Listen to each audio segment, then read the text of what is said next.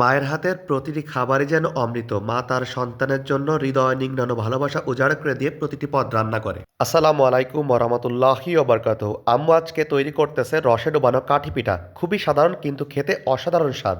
আসলে যে কোনো জিনিস পরম মায়া, মমতা আর ভালোবাসা দিয়ে তৈরি করলে সেটার স্বাদ বা সৌন্দর্য দুইটাই কয়েক গুণ বেড়ে যায়। ঠিক তেমনি আম্মু হাতের কাছে অতি সাধারণ উপকরণ দিয়েই তৈরি করে ফেললো মজাদার অসাধারণ কাঠি পিঠা। টাটকা খেজুর রসে ডুবানো কাঠি পিঠা তৈরি করা খুবই সহজ এবং সাধারণ। হাতের কাছে অতি সাধারণ উপকরণ যেমন হচ্ছে চাউলের গুঁড়া, লবণ দিয়ে পানি দিয়ে আটাটাকে সুন্দর করে মেখে নিতে হবে। আরেকটি জিনিস স্কিপ করে চলে গেছি, অবশ্যই নারকেল দিতে হবে। নারকেল যার যার পছন্দ এবং স্বাদ অনুযায়ী, যদি বেশি খাইতে চান তাহলে অবশ্যই বেশি দিবেন।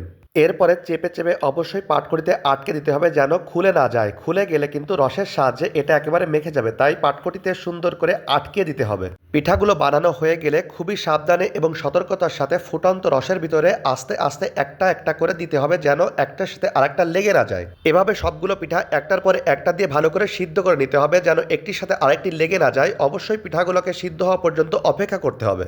গরম গরম ধোয়া ওঠা টাটকা খেজুর রসের গন্ধ আর এই পিঠা সিদ্ধ হওয়ার গন্ধ, দুইটা গন্ধ একেবারে চারদিক মৌ মৌ করতেছে। আসলে এই টাটকা খেজুর রস শহরের মানুষ কোথায় পাবে? গ্রামে থাকার মজাই আসলে আলাদা। গ্রামে থাকলে আপনি একেবারে নির্ভেজাল ফ্রেশ খাবারগুলো খাইতে পারবেন। বিশেষ করে এই যে খেজুর রস, এটা তো আসলে শহরে মানুষ চিন্তাই করতে পারবে না, কত রকমের ভেজাল চারদিকে। এই ভেজালময় পৃথিবীতে নির্ভেজাল খাবারগুলো খাইতে গেলে হয় আপনাকে গ্রামে থাকতে হবে অথবা নিজের খাবার নিজেই তৈরি করতে হবে।